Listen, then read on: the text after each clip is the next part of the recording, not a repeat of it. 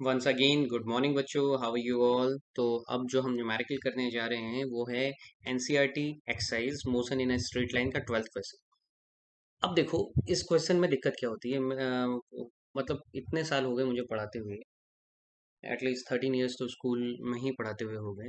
लेकिन मुझे याद है कि ये क्वेश्चन आज तक जब भी मैंने पहले बार बोला है कि तो वो बच्चों ने बहुत कम अटेम्प्ट करा है। उसका रीज़न ये रहता है कि अभी हम 9th और 10th के कंसेप्ट से ही बाहर नहीं निकले हैं, और एक ये जरा सा क्वेश्चन हमें ट्रिकी लगता है क्योंकि इसमें ग्राफ बनाना होता है, और ग्राफ के क्वेश्चन हमें वैसे ही प्रॉब्लमेटिक लगते हैं। तो आइए देखते हैं इस क्वेश्चन को हम कैसे सॉल्व आउट करें। क्वेश्चन क्या है? A ball is drop from a height of 90 metre on the floor. Ball कहाँ से ड्रॉप हुई है? 90 मीटर हाइट से ड्रॉप करी है फ्लोर में। एट ईच कोलिजन, जब भी वो कोलिजन करती है, यानी कि मान लो ये यहाँ से यहाँ के बीच में ड्रॉप हो रही है, जब भी यहाँ पे कोलाइड करेगी उसकी 1/10 वेलोसिटी वो लूज कर देगी। At each collision with flow the ball loses 1/10 of its speed. Clear? तो आपको क्या करना है? प्लॉट, यहाँ से सॉल्यूशन शुरू नहीं है, सॉल्यूशन इसके नीचे से शुरू है। सॉल्यूशन आपसे पूछा क्या है? Plot the speed time graph between t equal to zero to t equal to 12 second. तो आपको ग्राफ बनाना है किसके बीच में? टाइम के बीच में और स्पीड के बीच में, या वी के बीच में। ठीक है, कितने टाइम के लिए? 0 to 12। ऐसा नहीं कि आप बनाते रहें, 0 से 12 सेकेंड के बीच में आपको बनाना है। अब देखो, जस्ट इमेजिन, सपोज ये पॉइंट ए है, ये पॉइंट बी है, इनके बीच में 90 मीटर की डिस्टेंस है। तो जब ये बॉल में ड्रॉप करूंगा तो मेरी वेलोसिटी कितनी होगी? 0। तो देखो, ए से बी, यहाँ पे मैंने ए बनाया है, यहाँ बी बनाया है। तो ड्रॉपिंग के समय जो वेलोसिटी है वो कितनी होती है? 0। तो यू कितना लिखा? 0। ठीक है। नीचे की डायरेक्शन में डिस्प्लेसमेंट को क्या लेते हैं? -h। ऊपर को +h, नीचे को -h। तो मैंने कितना लिया? -90 मीटर। एक्सेलरेशन तो हमेशा नेगेटिव लेते हैं, तो इतना हो गया। क्यों? क्योंकि एक्सेलरेशन तो हमेशा नीचे को लगता है। फिर मैंने ये इक्वेशन ऑफ मोशन लगाई।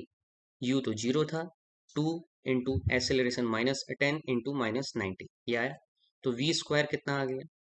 माइनस माइनस प्लस, ये 900 इंटू 2 हो गया, तो वी आ गया आपका 300√2 मीटर पर सेकेंड। इसको ध्यान से देखना। ये कब की वेलोसिटी है? जब ऑब्जेक्ट या बॉल यहाँ से आ रही है और यहाँ पे स्ट्राइक कर रही है बी पॉइंट पे, तब उसकी जो वेलोसिटी है वो है 30√2 मीटर पर सेकेंड। ठीक है, समझ में आ गया? अब इस प्रोसेस में उसने टाइम कितना लिया? ये पहला कोलिजन है, ए से जब वो बी पे हिट कर रही है, वो पहला कोलिजन है। तो मैंने फिर इक्वेशन ऑफ मोशन लगाई टाइम के लिए, v equal to u plus a t. तो v कितना है निकालना है? u नहीं, v पता है, 30√2 नीचे की डायरेक्शन को है तो पॉजिटिव लिया, u 0। ठीक हो गया। ए आपने रखा 10, और ये हो गया T1। ठीक हो गया। तो आपने वैल्यू रखी और T1 की वैल्यू कितनी आई? 3√2 मीटर पर सेकेंड। कैसे? 0 से 0 कैंसिल, तो ये आया 3√2 मीटर पर सेकेंड। और √2 की वैल्यू कितनी? 1.414, बस रखो उसकी वैल्यू।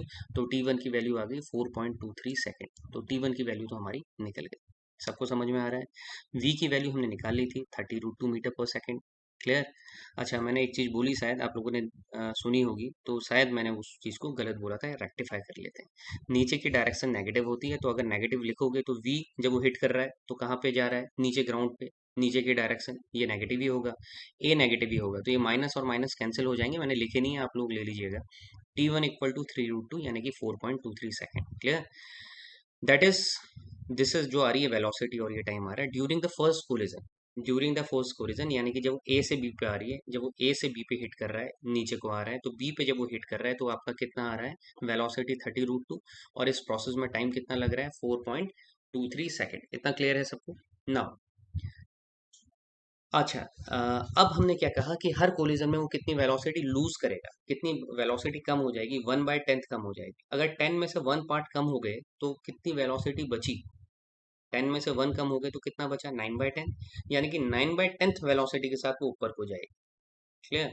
यानी कि जैसे सपोज यहाँ से वो आई और ग्राउंड को हिट कर रही है, और ग्राउंड को हिट करते समय उसकी वेलोसिटी 10 है, फॉर एग्जाम्पल 10 मीटर पर सेकेंड। तो उसने लूज कितनी करनी है?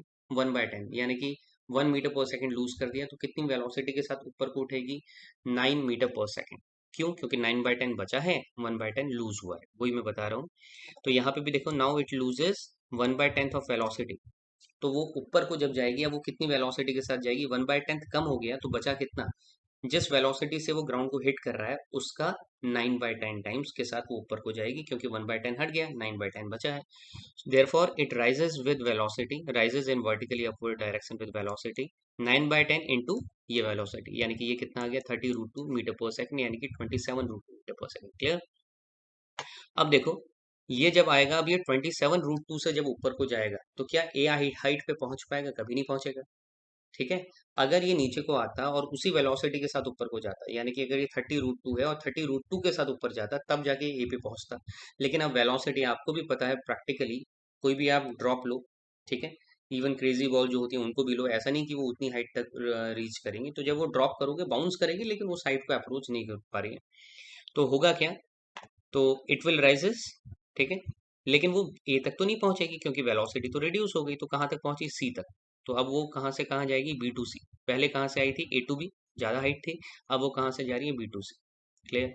अच्छा, अब बी टू सी की हाइट निकालने का कोई फायदा नहीं है, क्योंकि हमें ग्राफ वेलोसिटी और टाइम के बीच में निकालना है, तो हम वी और टी ही निकालते रहेंगे।